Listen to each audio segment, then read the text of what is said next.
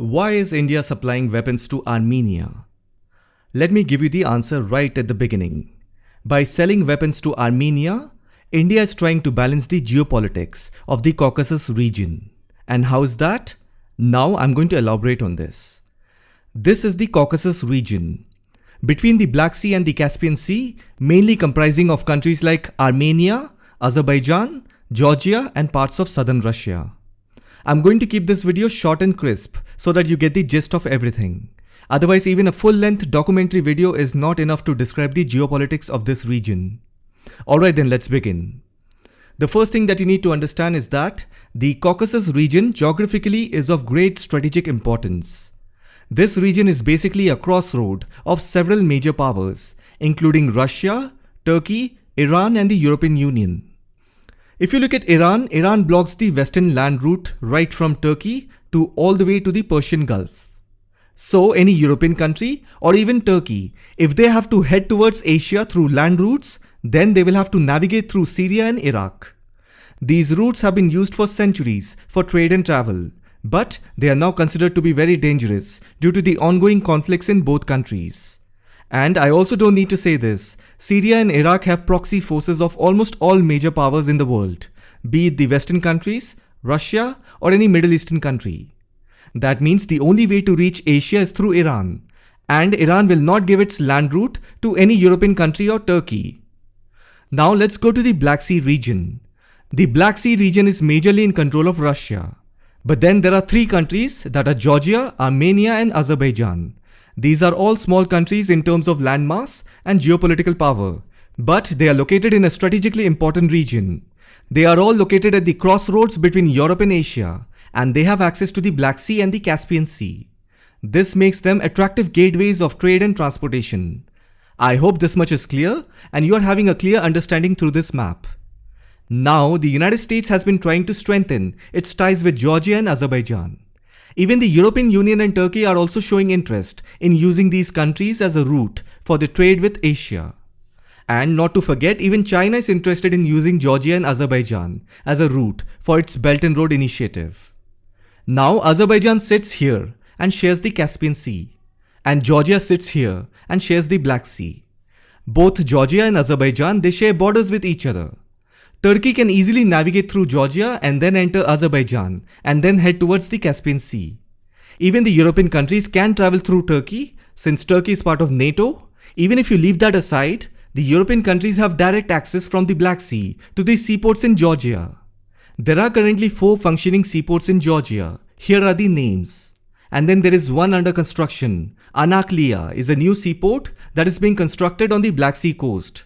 It is expected to be completed in 2024 and will be a major port for exporting Georgian goods to Europe and Asia. With these many seaports, you should be very clear that Georgia is very keen on capitalizing on its geographical position to facilitate trade from the Black Sea and provide a vital land route for transporting goods to neighboring countries. The same concept is also applicable to Azerbaijan. Even Azerbaijan is keen on facilitating trade from the Caspian Sea and providing a vital land route for transporting goods to neighboring countries.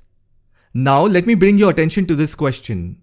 Why the United States, the European Union, and China are so much interested in strengthening their ties with Georgia and Azerbaijan? The answer is very simple, because Georgia and Azerbaijan, they share their borders with each other. If they had not shared a border with each other, then none of these major players would have shown interest in engaging with these small countries. Now let me talk a few things about Georgia. As you all know, Georgia was part of the Soviet Union, and even before that, Georgia was part of the Russian Empire. They became independent on 9th April 1991. The capital of Georgia is Tbilisi. Here is the ethnic distribution of Georgia. Now, who are Georgians? They are also called Kartvelian. They are considered to be an indigenous Caucasian ethnic group. They consider themselves different from the Russians. They have different language, culture, and history. Georgian is not a Slavic language, and it is not related to Russian. Georgians also have a long and rich history that predates the Russian Empire. But they follow Orthodox Christianity. The Georgian Orthodox Church is the national church of Georgia.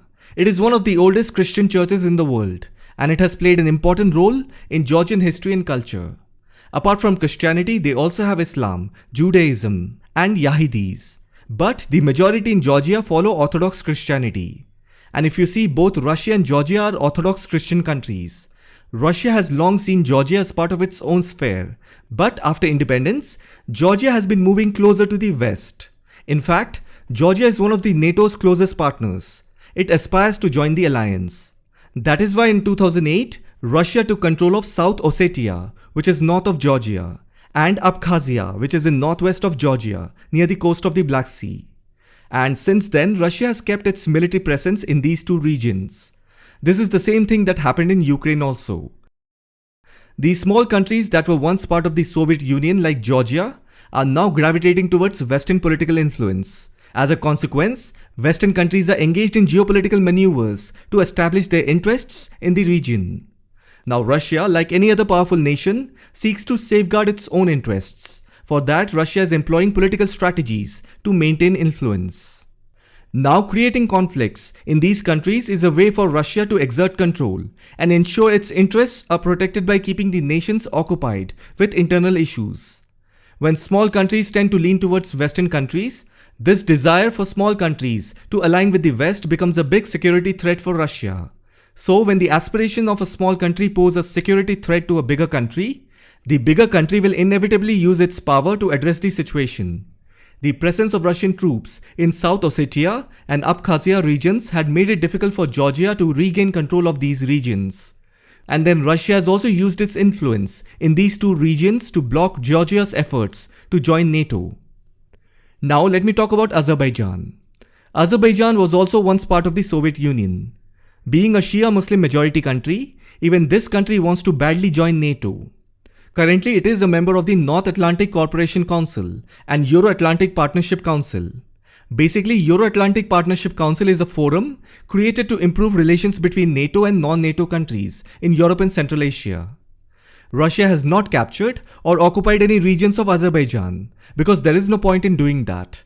Only one side has to be blocked because NATO will never move into any region of the world where it does not have any direct access to get in and get out. Suppose if NATO gives membership to Azerbaijan by any chance, and let's assume that NATO also plans to open a base in their country, you will realize that they have no way to run. Russia will block, Iran will block, Armenia will block, and three of them will eat the NATO base alive. NATO opens military bases only in countries where it has a direct access to enter and exit. They avoid landlocked regions. At least this much of fear is there. Anyhow, Azerbaijan is also part of the Organization of Islamic Cooperation and the Council of Europe. So if you see, Azerbaijan heavily relies on the Western countries to enter through Georgia. Only then Azerbaijan will be able to help them to cross the Caspian Sea and enter Central Asia. Otherwise, Azerbaijan cannot do anything on its own. And Russia is also not disturbing Azerbaijan because Russia does not look at Azerbaijan as a big threat as much as Georgia can. Now, you also need to understand this. Turkey, despite being a Sunni Muslim majority country, supports Azerbaijan, which is a Shia Muslim majority country. Now this is a unique combination, where Shia and Sunni, who never get along, resort to violence and killings, but here in this case, they support each other. They support each other for political reasons. Because if you see, even Iran is a Shia majority country, and Azerbaijan is also a Shia majority country. So with this logic, both Shia countries should get along, but that's not the case. Azerbaijan seeks assistance from Turkey and Israel to confront Iran. Azerbaijan and Iran's example clearly tells us that religious similarity does not guarantee cooperation or harmony between nations. Similarly, if you look at Azerbaijan and Turkey's example, they clearly tells us that even two Islamic arch-rivals may set aside their differences and become friends, only to advance their political interests, without any personal affinity between them. And also remember the fact that Turkey is a NATO member, and Azerbaijan is a non-NATO ally. Both their odd partnership is fully supported by Western countries. But if you see, in between both countries, there is another country by the name of Armenia. Even Armenia was a member of the Soviet Union. But unlike Georgia and Azerbaijan, both former Soviet Union members, Armenia is generally considered to be closer to Russia. Armenia is a member of the Collective Security Treaty Organization, CSTO, which is a military alliance led by Russia. This means that Armenia is obligated to come to Russia's aid in the event of an attack. However, you also need to keep in mind that despite having close ties with Russia, Armenia is also trying to improve its relation with other countries, including the United States and the European Union. Armenia is hoping to join the European Union, and it is also seeking closer ties with the United States. But that is nothing but an effort by Armenia to showcase its independent foreign policy and the competency of its government, which if you see every country is trying to do. So anyhow, the main thing about Armenia that you need to know is that it separates Turkey and Azerbaijan from having any direct land route link. And if you look at this small place, this is called an autonomous region of Azerbaijan, that is Nakhchivan. As you know, the meaning of autonomous region is an area which has its own government. However, this region being an autonomous region, it is very much part of the Republic of Azerbaijan. And you may also notice that, if you look at it from Azerbaijan's side, it is very much behind Armenia. But then it has a border with Turkey. If you see here, you will see a very small border that touches Turkey. This region is also called the tri-section border of Turkey, Iran and Azerbaijan. Now, this region over here, this is the disputed territory of Nagorno-Karabakh. But then all of this territory is currently in control of Armenia. But then internationally, it is recognized as Azerbaijan's territory. I've already made a video on the Armenia-Azerbaijan conflict. In that, I've explained the history, how did this conflict start, and many other important details. So if you want to know about this conflict in detail, I recommend that you watch that video. I'll put the link of that video at the top right corner. So anyhow, what you have to understand is that Azerbaijan is supported by Turkey and Armenia has the support of Russia. Now let me tell you something about this place, Nakhchivan. The two entities are legally part of the same country, but they have different governments and different political systems. Nakhchivan is also surrounded by countries that are not friendly to Azerbaijan. I am talking about Iran in the south and Armenia in the north, and it is seen as a strategic asset by the Azerbaijani government. The status of Nakhchivan will not be resolved anytime soon. The two entities are locked in a dispute and there is no easy solution. The future of Nakhchivan is not going to be easily solved because if Armenia gets all of this land, then Turkey will not have any direct access to Azerbaijan's autonomous region. That means even the Turkish government is spending a lot of money to keep the situation in Nakhchivan the way it is. Because this way Turkish government can easily gather intel regarding what Armenia and Iran are planning. Iran and Armenia share a border of about 44 kilometers. And since you are aware of Nagorno-Karabakh conflict between Armenia and Azerbaijan, what you need to understand is that the location of Nakhchivan has played a role in the conflict. Armenia has a strategic advantage in this conflict, as it can control the only land route between Nakhchivan and the rest of Azerbaijan. Plus, Armenia has always argued that Nakhchivan is historically Armenian territory and it has called for the region to be reunited with Armenia. And that is the reason Armenia has kept control of this disputed territory of Nagorno-Karabakh to itself. And then Armenia and Iran are planning to open a land route for trade. The land route would pass through the Zangezur corridor, which is a mountainous region that connects Armenia and Iran. The corridor is currently closed, but the two countries are hoping to open it for trade. So in a nutshell, if I have to explain, Russia has caused some disputes in Georgia so that Georgia does not get carried away by Western countries' agenda just like that. Armenia is blocking Azerbaijan and Turkey from coming together because Turkey is like a big brother to Azerbaijan. Likewise, Azerbaijan and Turkey are using Nakhchivan to keep Armenia in control. And similarly, Armenia is having the control of Nagorno and Karabakh regions for keeping Azerbaijan in control.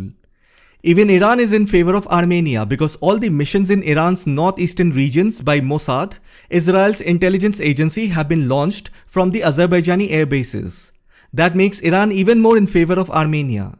So if you see in the Caucasus region, Armenia is the main important country that needs to be supported in order to balance the geopolitics of this region. Otherwise, if Turkey, Georgia, Azerbaijan, they all come together and they start to dominate the politics of this region, and then the United States and European countries start supporting this trilateral power bloc, then the Caucasus region will become inaccessible to Russia, Iran, India and several other Asian countries.